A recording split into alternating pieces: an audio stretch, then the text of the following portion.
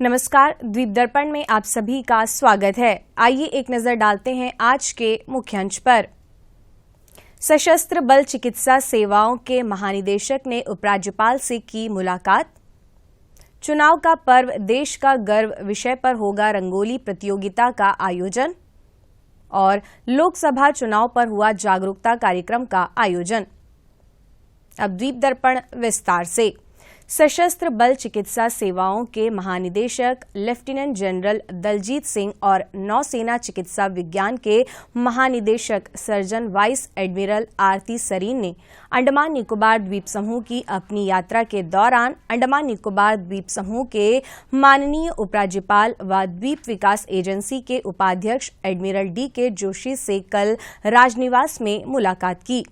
इस मौके पर अंडमान निकोबार द्वीप समूह की प्रथम महिला चित्रा जोशी भी उपस्थित थीं। अंडमान निकोबार प्रशासन के साथ उपलब्ध सुविधाओं के पूरक के लिए चिकित्सा बुनियादी ढांचे के उन्नयन और आवश्यकता पड़ने पर संसाधनों के आपसी आदान प्रदान पर चर्चा की गई।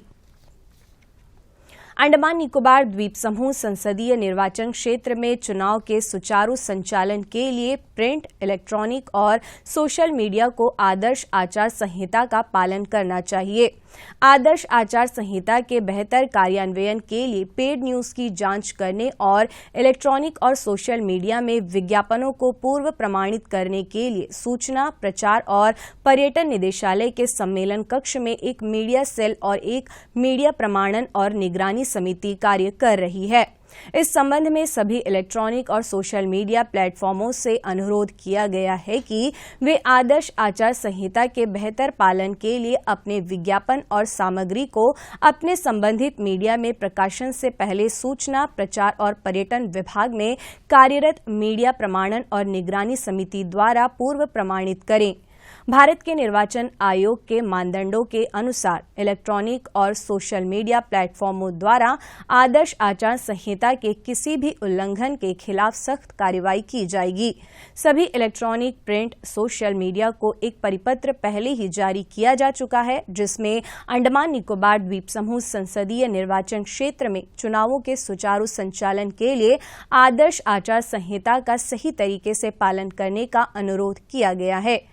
TV, cable network, cable channel, cinema hall, radio और निजी एफएम चैनलों, सार्वजनिक स्थानों पर ऑडियो विजुअल डिस्प्ले, ई समाचार पत्रों में किसी भी पंजीकृत राजनीतिक दल या संगठन या एसोसिएशन के किसी समूह या किसी चुनाव लड़ने वाले उम्मीदवार या व्यक्ति द्वारा सोशल मीडिया और इंटरनेट वेबसाइटों पर थोक, एसएमएस और वॉइस संदेशों और मतदान पूर्व और मतदान के दिन प्रिंट मीडिया के लिए भी विज्ञापनों के प्रसारण से पहले प्री सर्टिफिकेशन करना होगा।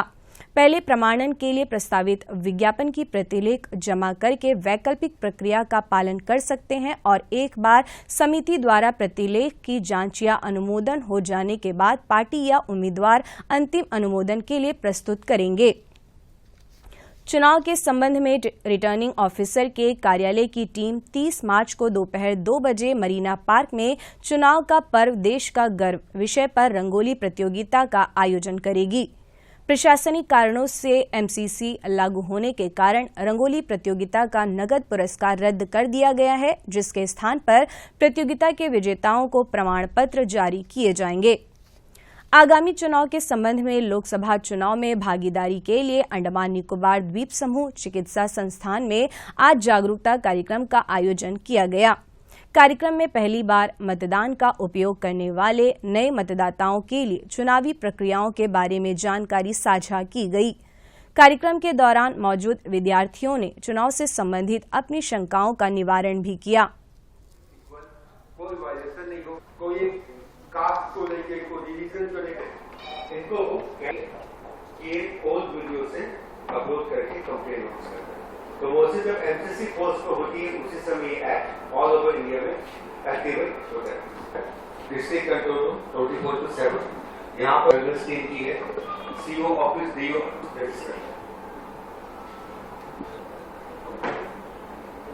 कर देते हैं। Officer, district control officer, returning officer expect कर चुका हूं। के अंदर आरओ ऑफिसर जाके उन्होंने कार्रवाई दूरदर्शन केंद्र पोर्ट ब्लेयर द्वारा हर दिन शाम 6 बजे से शाम 6:30 बजे तक प्रश्नोत्तरी कार्यक्रम बस 1 मिनट का प्रसारण किया जा रहा है।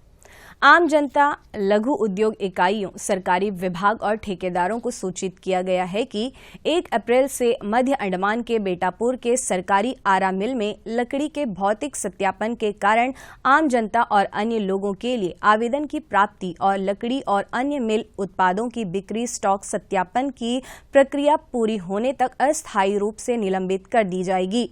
एक बार लकड़ी का भौतिक सत्यापन पूरा हो जाने के बाद इसकी सूचना दी जाएगी और आवेदन की प्राप्ति तथा आम जनता और अन्य लोगों को लकड़ी और अन्य मिल उत्पादों की बिक्री फिर से शुरू होगी। दूरदर्शन केंद्र पोर्ट ब्लेयर द्वारा कल शाम 5 बजे से शाम 6 बजे तक संसदीय चुनाव की तैयारी विषय पर लाइव फोन इन कार्यक्रम का प्रसारण किया जाएगा। मुख्य निर्वाचन अधिकारी BS जगलान स्टूडियो में विशेषज्ञ के रूप में उपस्थित रहेंगे और दर्शकों के सवालों का जवाब देंगे।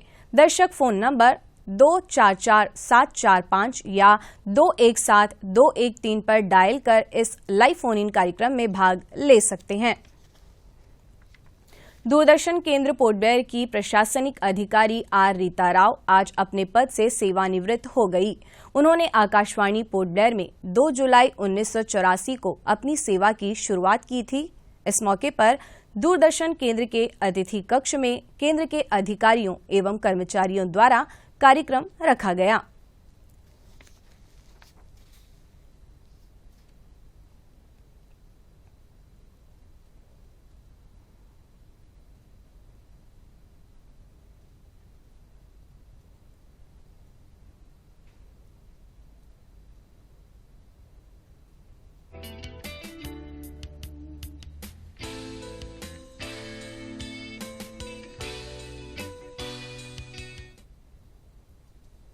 पेमा जंक्शन से न्यू बिम्बलटाउन स्कूल तक सड़क कल तक के लिए बंद है। सभी वाहनों को न्यू बिम्बलटाउन मुख्य सड़क से रीम इंडियन गैस स्टोरेज यार्ड के माध्यम से पुराने बिम्बलटाउन तक और न्यू बिम्बलटाउन मुख्य सड़क से जयशीलन के घर के माध्यम से मक्का पहाड़ की ओर मोड़ दिया जाएगा। वहीं भातुबस्ती जंक्शन से जल संशोधन संयंत्र तक सड़क का पुनर्निर्माण किया जाएगा।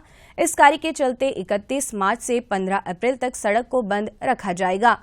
पत्थरगड्ढा जंक्शन से पहाड़गांव के पास शॉपिंग कॉम्प्लेक्स तक सड़क का पुनर्निर्माण किया जाएगा। यह कार्य 4 अप्रैल तक किया जाएगा। कार्य के निष्पादन के दौरान आज से 4 अप्रैल तक पत्थरगड्ढा जंक्शन से पहाड़गांव के पास शॉपिंग कॉम्प्लेक्स तक यातायात बंद रहेगा। इंदिरा गांधी राष्ट्रीय मुक्त विश्वविद्यालय के क्षेत्रीय केंद्र के पोर्ट ब्लेयर कार्यालय को VIP road air cargo complex के सामने अपने नवनिर्मित भवन में स्थानांतरित कर दिया गया है। सभी इग्नू शिक्षार्थियों, आम जनता, अधिकारियों को सलाह दी गई है कि वे इस नए पते पर ही संपर्क करें और मेल या पत्र भेजें।